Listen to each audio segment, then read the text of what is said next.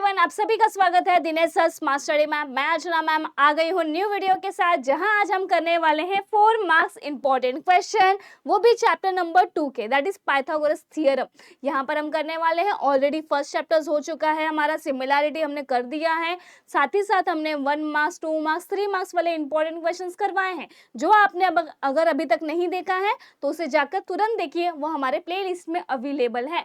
तो स्टार्ट करते हैं हमारे क्वेश्चन की तरफ। ये आपके स्क्रीन पे फर्स्ट क्वेश्चन क्या बोला गया है यहाँ पर, triangle ABC is an equilateral triangle. मतलब ये जो ट्राइंगल है वो हमारा कौन सा ट्राइंगल है, इक्विलेटरल ट्राइंगल है। तो आपको इक्विलेटरल ट्राइंगल की प्रॉपर्टी तो पता ही होगी, क्या होती है, all sides are equal and all angles are also equals to 60 degree, right. वो 60 डिग्री होती है ईच एंगल्स। तो यहाँ मैंने बोला सॉल्यूशन हम स्टार्ट करते हैं। सबसे पहले मैंने बताया triangle ABC is an equilateral triangle. तो ये हम यहाँ पर लिख देते हैं, triangle ABC is an equilateral triangle. ये हमारा कौन सा है, इक्विलेटरल ट्राइंगल है। समझ में आया, यहाँ तक समझ में आया। बढ़ते हैं आगे। तो मैंने बताया कि जो साइड्स होगा A B is equals to B C is equals to what, A C हो जाएगा, राइट। अगर मैं एंगल्स की बात करूं तो एंगल्स में क्या होगा, एंगल्स आर ऑल्सो इक्वल, मतलब angle A is equals to angle B is equals to angle C. कितना हो जाएगा, ये 60 डिग्री हो जाएगा। ये कहाँ से आया, properties of what, properties of equilateral triangle. ठीक है, ये हो जाएगा property of equilateral triangle. Clear है यहाँ तक, एनी डाउट, समझ में आया आपको। आगे बढ़ते। अब जैसे कि मैं बोलूं भाई डायग्राम आप देखो, तो डायग्राम में मैंने बता दो दिया कि भाई एबीसी इक्विलेटरल ट्राइंगल है, बट और क्या दिया गया हमें, point D is on a segment BC such that BD is equals to 1/2 BC। ये हमें बोला गया है। Then prove that AD square upon AB square is equals to 21/25। ये हमें प्रूफ करना है। तो प्रूफ करने के लिए मैं सबसे पहले बताना चाहूंगी कि जो AP है ना वो परपेंडिकुलर है। किसके ऊपर परपेंडिकुलर है, BC के ऊपर परपेंडिकुलर है, राइट। तो अगर मैंने ट्राइंगल बोला APB, कौन सा ट्राइंगल है, ट्राइंगल APB, तो मैंने बोला इन ट्राइंगल APB क्या हो जाएगा, angle P is equals to 90 degree. कहाँ से मिला हमें, गिवन है, क्वेश्चन में ही बोला गया कि भाई वो परपेंडिकुलर है। समझ में आया। अब एंगल B जो है वो हमारा 60 डिग्री है। तो बचा हुआ एंगल मतलब क्या, ये एंगल आपका कितना हो जाएगा, 30 डिग्री होगा, राइट। जैसे देखो मैंने बोला ये 90 डिग्री है, ये आपका 60 डिग्री है, तो बचा हुआ एंगल कितना रहेगा, 30 degree, remaining angle of a triangle, right. तो एंगल जो हो जाएगा, एंगल A, मतलब ये हो जाएगा angle PAB is equals to 30 degree. तो हम यहाँ पर क्या लिखेंगे, remaining angle, right, remaining angle of a triangle. यहां तक समझ में आया, क्लियर है आपको।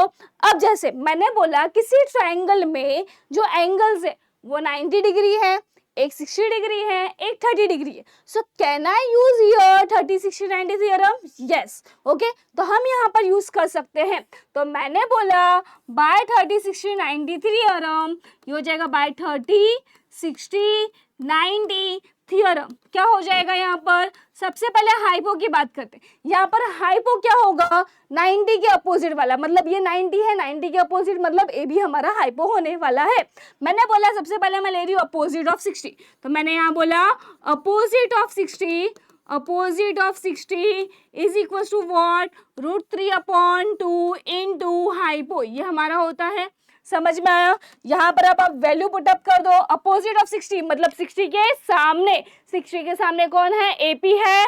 तो मैं यहाँ लिखने वाली हूँ AP is equals to √3/2 into hypo हमारा क्या है, AB है। तो मैंने यहाँ लिख दिया AB। समझ में आया, ठीक है। जैसे हमने अपोजिट ऑफ 16 लगाया, वैसे हम अपोजिट ऑफ 30 भी ले सकते हैं। तो मैं यहाँ लेने वाली हूँ अपोजिट ऑफ 30। तो क्या हो जाएगा, opposite of 30 is equals to 1/2 into hypo. Right, यही होगा। अब वैल्यू पुट अप कर दो किसकी, अपोजिट ऑफ 30, मतलब 30 के सामने वाला, 30 के सामने क्या है, बीपी है, तो मैंने यहाँ लिख दिया BP is equals to 1/2 into hypo की हमारी वैल्यू कितनी है, ए बी है, तो मैंने यहाँ लिख दिया ए बी। समझ में आया, इसे मैंने दे दिया equation number 1, this is your equation number 2। यहाँ तक क्लियर है आपको, यहाँ तक क्लियर है।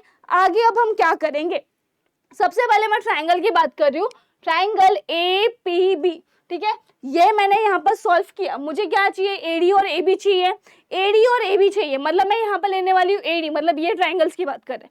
तो जो स्मॉल वाला ट्राइंगल है, स्मॉल वाला ट्राइंगल जो मैं ब्लू से ड्रॉ कर रही हूँ, उस पर ध्यान दीजिए, ए पी डी, ठीक है, इसमें हम यूज करेंगे पाइथागोरस थ्योरम। क्या हो जाएगा, पाइथागोरस थ्योरम, तो ट्राइंगल का नाम क्या है, ए पी डी। तो मैं यहाँ लिखने वाली हूँ इन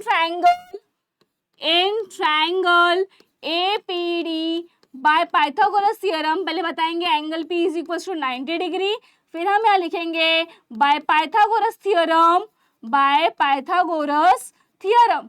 क्या हो जाएगा, यहाँ पर थ्योरम यूज करो, थ्योरम के अकॉर्डिंग क्या होने वाला है, यहाँ पर सबसे पहले क्या है, यहाँ पर ये हो जाएगा हमारा पहले हाइपो, हाइपो हमारा क्या है, AD, AD square is equal to A P square plus B D square, right. तो यहाँ पर हो जाएगा ए पी, क्या था, एक मिनट वापस देख लेते हैं, AD square is equals to, तो ये हो जाएगा AD square is equals to A P square plus D P square. यहाँ तक समझ में आया, ठीक है। इसके पहले मैं एक सॉल्व करके लेती हूँ, क्या सॉल्व करके लेती हूँ जरा ध्यान दीजिए। देखिए, अगर मैंने बोला कि मुझे बीपी निकालना है, तो बीपी किससे बना हुआ है, बीडी प्लस डीपी से बना हुआ है, तो मैंने बोला बीपी इज इक्वल्स टू क्या हो जाएगा हमारा, BP is equals to BD plus DP. समझ में आया, डीपी की वैल्यू निकालनी है तो इससे ये साइड लाना पड़ेगा, मतलब ये हो जाएगा BP minus DP is equals to BP minus, just a second, ये हो जाएगा बीडी प्लस डीपी हो जाएगा, right, BD plus DP, BP is equals to, तो मैं यहाँ लिखने वाली हूँ BP is equals to BD plus DP, right. तो ये हो जाएगा बीडी प्लस डीपी, ये होने वाला है आपका बीडी, तो ये मान ले लिख दिया बीडी प्लस डीपी, राइट। मुझे यहाँ पर डीपी की वैल्यू निकालनी है, तो क्या हो जाएगा, बीपी माइनस बीडी हो जाएगा, राइट, बीपी माइनस बीडी हो जाएगा यहाँ पर, क्लियर है, ये हो जाएगा डीपी की वैल्यू। समझ में आया, कहीं पर किसी की वैल्यू दी गई है क्या, जरा देखते हैं। हमने यहाँ पर किसकी वैल्यू निकाली है, एपी की वैल्यू निकाली है, बीपी की वैल्यू नहीं, बीपी की वैल्यू कितनी है, 1/2 AB है, तो मैंने यहाँ पर लिख दिया 1/2 AB माइनस बीडी की वैल्यू हमने कहीं निकाली है क्या, नहीं, बट बीडी की वैल्यू हमें दी गई, कितनी दी है, 1/BC दी है, 1/5 BC, तो मैंने यहाँ लिख दिया 1/5 BC is equals to DP। समझ में आया। अब आपने बताया कि भाई इक्विलेटरल ट्राइंगल से ऑल साइड्स आर इक्वल, मतलब मैं यहाँ पर AB की जगह पे BC लिख सकती हूँ, तो मैंने यहाँ लिख दिया BC, ये 1/5 BC, ये हो जाएगा DP। समझ में आया, क्रॉस मल्टीप्लाई करो, ये हो जाएगा 5 BC minus 2 BC upon 5 into 2 कितना हो जाएगा, 10, ये हो जाएगा DP। मतलब DP की वैल्यू हमारी कितने आने वाली है, 5 माइनस 2 कितना हो जाएगा, 3/10 BC। समझ में आया, क्लियर है, यहाँ तक क्लियर है, समझ में आया। अब यहाँ पर वैल्यू पुटअप करते हैं। अभी AP की वैल्यू हमारे पास कितनी है, AP की वैल्यू जरा देखते हैं, पीछे देखते हैं। AP की वैल्यू है √3/2 AB, राइट। तो यहाँ लिखने वाले हम √3/2 AB, ये हो जाएगा, इसका हमें करना है स्क्वायर। समझ में आया। DP की वैल्यू कितनी आई है, 3/10 BC, इसका हो जाएगा ये स्क्वायर। समझ में आया। हमें जो टर्म्स चाहिए उसमें क्या है, AD एंड AB है, राइट। कौन कौन सी है, AD एंड AB, मतलब मुझे इस BC को रिप्लेस करना पड़ेगा AB से, राइट। तो मैंने यहाँ लिख लिया √3 का स्क्वायर कितना हो जाएगा, 3, 2 का स्क्वायर हो जाएगा 4, ये हो जाएगा आपका AB स्क्वायर, प्लस ये हो जाएगा आपका 9/100 AB स्क्वायर। यहाँ तक समझ में आया। आगे सॉल्व करेंगे तो हमारा क्या हो जाएगा, पहले आपको ये लिखना है, ठीक है, उसके बाद ये आपको लिखना है। समझ में आया, ठीक है। आगे बढ़ते, अब इसको हम सॉल्व करेंगे, बेस सेम नहीं है, क्रॉस मल्टीप्लाई करेंगे तो ये कितना हो जाएगा 300 AB square plus 4 into 9 is 36 AB square upon 400, right.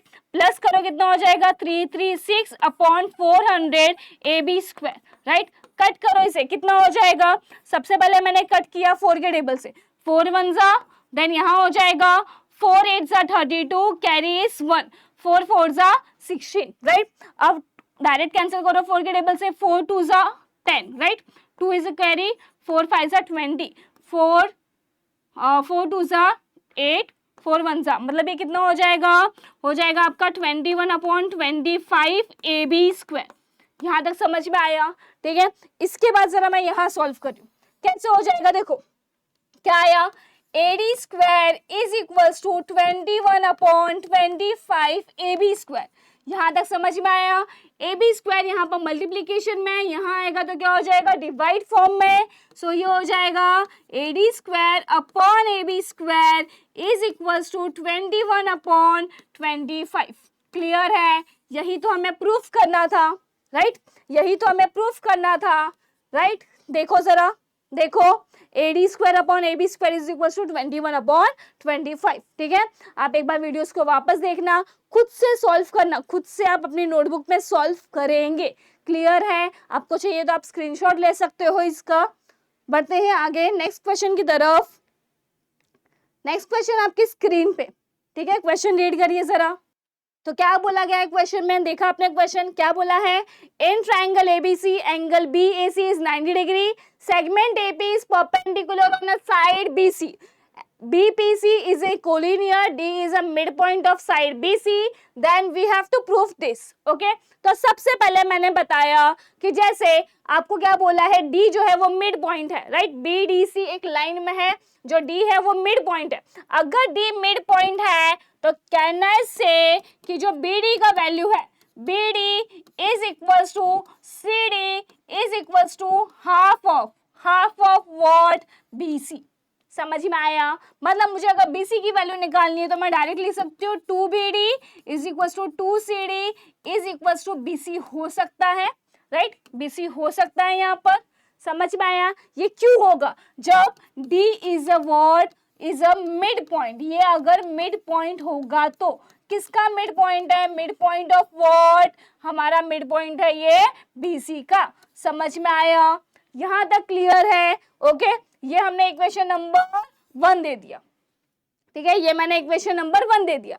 अब मुझे क्या करना है, आपको बोला एंगल BAC इज 90 डिग्री, तो मैंने बोला इन ट्राइंगल ABC जो एंगल BAC है वो कितना दिया है आपको, 90 डिग्री दिया गया है, ठीक है, 90 डिग्री दिया गया है। अब 90 डिग्री है तो क्या मैं पाइथागोरस थ्योरम यूज कर सकती हूँ, यस यूज कर सकते।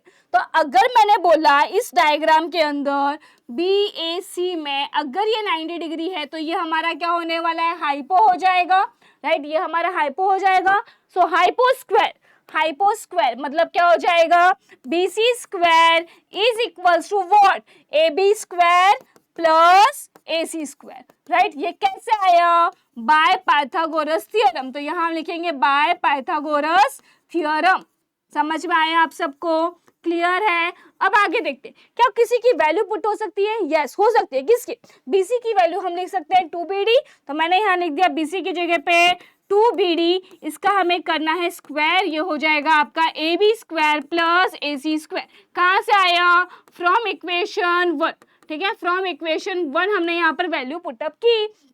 Next AB square plus AC square is equals to 2 का स्क्वायर कितना हो जाएगा 4, ये हो जाएगा BD स्क्वायर। यहाँ तक समझ में आया, कुछ डाउट है आपको।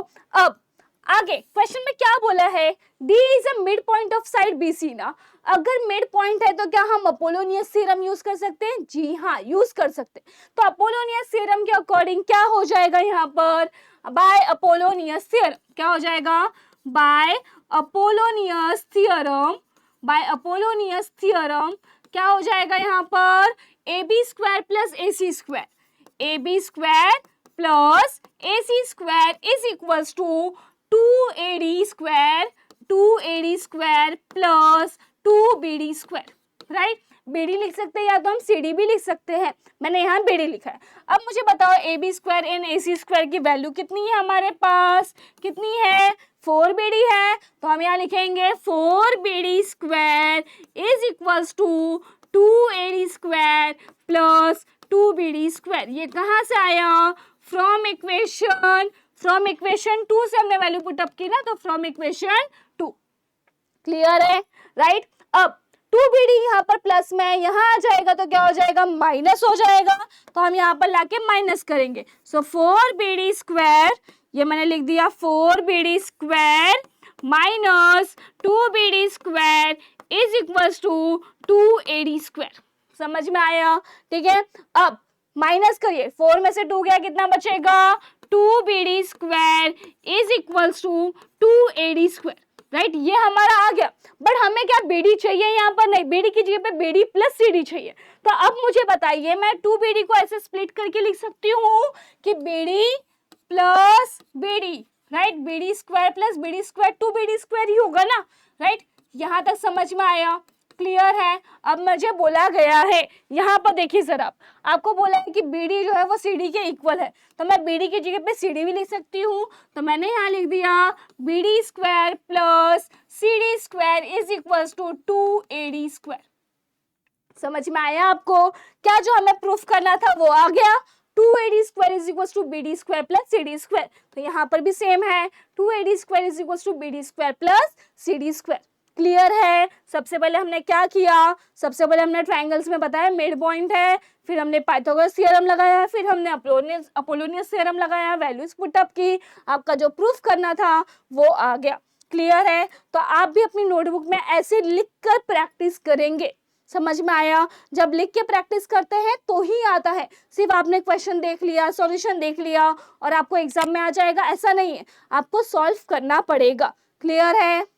यस, तो नेक्स्ट क्वेश्चन आपके स्क्रीन पे क्वेश्चन देखिए, क्या बोला है, in a right angle triangle ACB the perpendicular drawn from the point C on the hypotenuse meets the hypotenuse at D, the bisector of angle ACB meets the hypotenuse at E, prove that। Okay, ये हमें proof करना है। अब जो proof करने वाला जो terms है वो यहाँ पर लिखा गया है, क्या है, AD upon DB is equals to AE square upon EB square, ये हमें प्रूफ करके लाना है। तो सबसे पहले आपने जब क्वेश्चन रीड किया तो सबसे पहले आपको दिखा रहेगा कि भाई बाइसेक्टर है, मतलब मैं बाइसेक्टर थ्योरम यूज कर सकती हूँ, तो सबसे पहले वही यूज कर लेते हैं। यहाँ पर बाइसेक्टर हम किसका लेंगे, देखो यहाँ पर बोला है कि भाई ये जो है वो बाइसेक्टर है ना, राइट। आपको बोला गया है कि जो बाइसेक्टर है, तो बाइसेक्टर है मतलब एंगल C का बाइसेक्टर है, मैं बाइसेक्टर थ्योरम यहाँ पर यूज करने वाली हूँ, तो चलिए यूज करते हैं बाइसेक्टर थ्योरम। तो क्या हो जाएगा, यहाँ पर मैंने बोला कि एंगल ACB का बाइसेक्टर सबसे पहले कौन है वो लिखते हैं। पहले यहाँ पर बोला है ना, the bisector of angle ACB meets at hypotenuse at point E, मतलब आपको बोला गया है कि जो CE है is a bisector of what, angle ACB, right. समझ में आया। सो हम लिखने वाले हैं angle bisector theorem.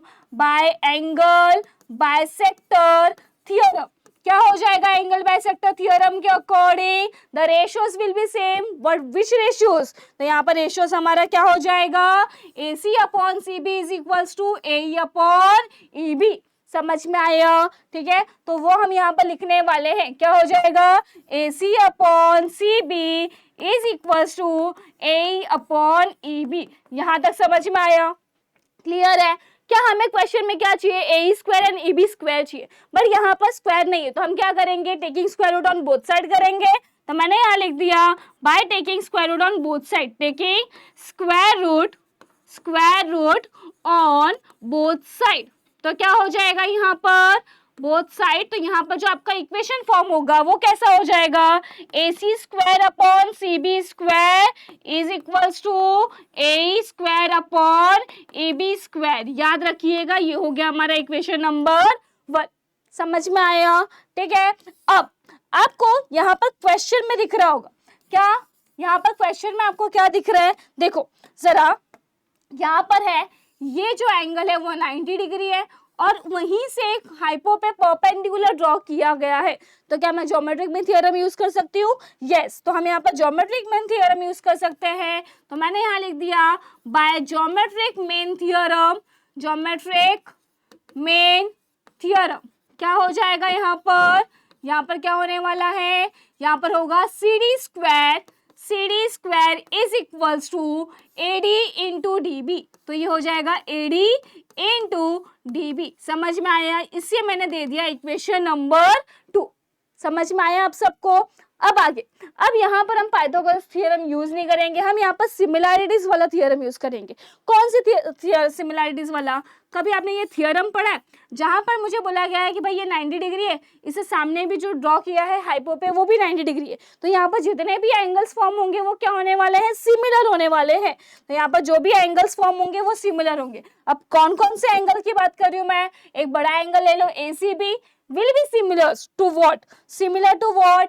ADC and CDB, ये क्या होने वाले हैं? सिमिलर होने वाले हैं। तो स्टार्ट करते हैं। मैंने ले लिया यहाँ पर एक triangle ADC similar to triangle CDP। समझ में आया? ओके, ये सिमिलर कैसे होगा? यहाँ पर आपको सिमिलर प्रूफ करने की वगैरह जरूरत नहीं है, ये डायरेक्टली हम थ्योरम लिख सकते हैं। तो इस सिमिलर क्या हो जाएगा? Similarity and right angle theorem. ठीक है, similarities and right angle theorem, ये आपके टेक्स्ट बुक का ही थ्योरम है। ठीक है, मैंने कहीं बाहर से नहीं लिया है, टेक्स्ट बुक में ही दिया गया है। अगर दो ट्रायंगल सिमिलर है तो साइड्स के रेशियोज क्या होंगे? सेम होंगे, राइट? तो मैंने यहाँ बोला AD upon CD is equals to DC upon DB is equals to AC upon CB। समझ में आया? ये हमारे पास आ गया।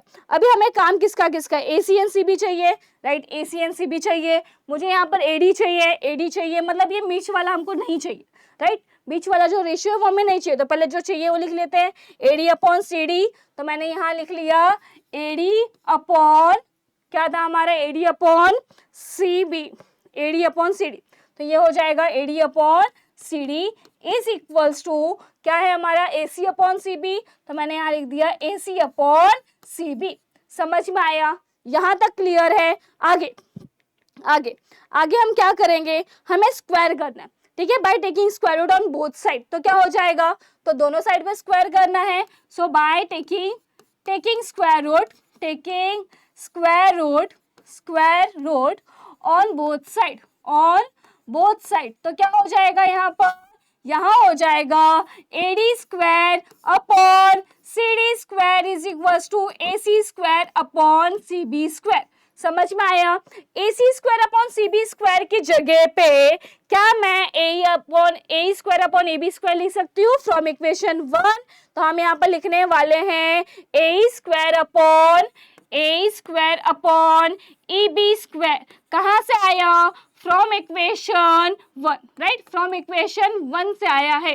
ठीक है, ये जो रहेगा उसे हमने वैसे ही लिखा, यहाँ पर हमने वैसे ही लिखा। यहाँ तक क्लियर है क्या? देखो, अभी जो मुझे प्रूफ करना है उसमें राइट साइड जो मुझे प्रूफ करना है वो आ गया, बट लेफ्ट साइड अभी भी बाकी AD अपॉन DB लाना है। क्या दिया है आपको? CD स्क्वायर की वैल्यू क्या है? AD into DB। तो हम यहाँ पर क्या लिखेंगे? CD स्क्वायर की जगह पे AD स्क्वायर तो वैसे ही रहेगा, CD स्क्वायर की जगह पे हमें क्या लिखना है? AD into DB। तो हम यहाँ लिखने वाले हैं AD into DB is equals to ये हो जाएगा आपका A square upon EB square. समझ में आया? ठीक है, can I cancel AD and AD? यहाँ पर 2 टाइम्स है ना, तो 1 AD कैंसल, तो बचा क्या? AD upon DB is equals to A square upon EB square. ये हमारा आ गया। क्या जो हमें प्रूफ करना था वो आ गया? AD upon DB। यस, तो हमारा यहाँ पर AD अपॉन DB है, वहां पर A square upon EB square है, तो यहाँ पर भी है A square upon EB square. समझ में आया आपको? सबसे पहले हमने क्या किया था? सबसे पहले हमने एंगल बाइसेक्टर लगाया, फिर ज्योमेट्रिक मीन यूज किया, फिर सिमिलैरिटीज किया, रेशियो निकाला, फिर उसे हमने सॉल्व किया। क्लियर है?